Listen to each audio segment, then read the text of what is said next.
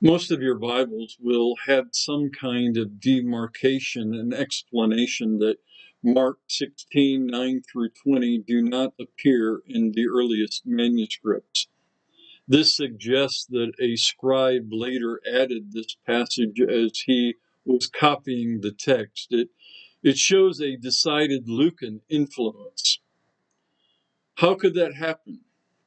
It's possible that the scribe felt the story of Mark was unfinished and sought to bring it to a decisive close like the other Gospels. He may have recently worked with Luke and remembered how Luke concluded his story. Mary Magdalene tells the disciples.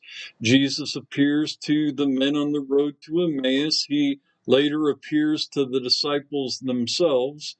He commissions the disciples, and then finally Jesus ascends to heaven. If we accept that this passage is not authentic, doesn't that suggest that the Bible can't be trusted? Hardly. You've probably heard or seen statements about how newer Bible translations are removing verses from the Bible. That is a gross misrepresentation of what has really occurred. Since the King James Version was published, thousands of manuscripts have been discovered that have given us a more accurate rendering of both the Old and New Testament. The supposed removal of these verses is not true.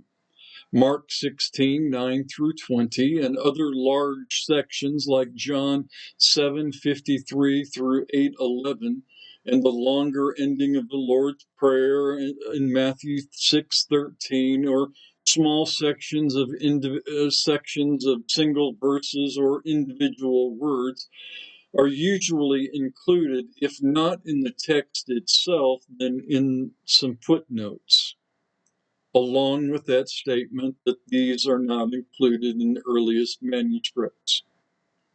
But here's the crucial point for us.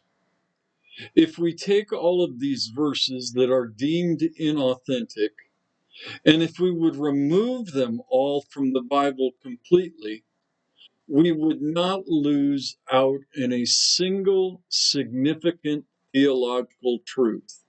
The story of the Bible would remain complete.